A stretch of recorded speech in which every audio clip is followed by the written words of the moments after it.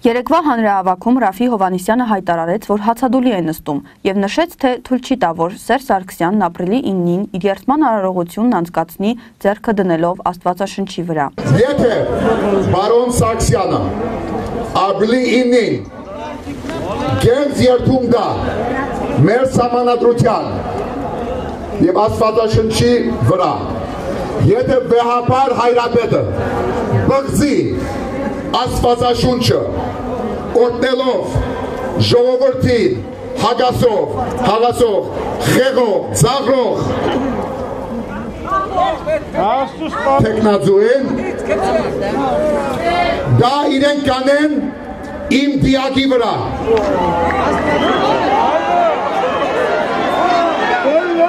իմ դիակի վրա դա կանեն եթե մինչև մարտի 31 Բարոն Սարգսյանը, դուխը, ողնաշարը, հայրենիքի սերը չունեցավ ինքնապատար կանելու, ուրեմն ես մի հատ խնդրանք ունեմ, իմ աղոթքից բացի, հայրապետ, դուք ասեք Սերժ Սարգսյանին, որ եկեղեցին անջատ է պետությունից, ոչ թե գործիք է իշխանության։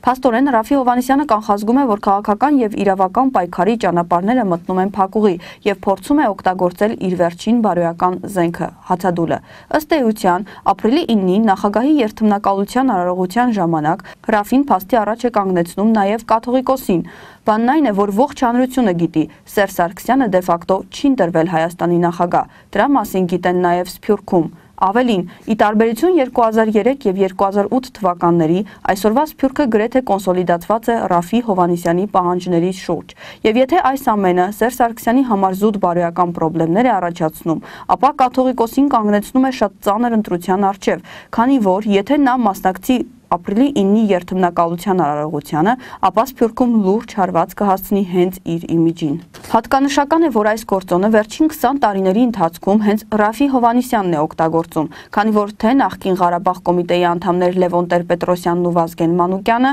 թե նախկին Կոմկուսի ղեկավարի որդի Ստեփան Դեմիրճյանը եկեղեցու դերի վրա լուրջ շեշտադրում չէին արել։ Մինչդեռ սփյուռքահայ Ռաֆի Հովհաննիսյանը իր այս վերջին քայլով կարող է լրջորեն վնասել ոչ միայն Սերժ Սարգսյանին, այլև կաթողիկոսի իմիջին Սփյուռքում, ինչը հայ-թուրքական ֆուտբոլից հետո կարող է լինել երկրորդ լրջագույն հարվածը ներկայիս իշխանությունների համար։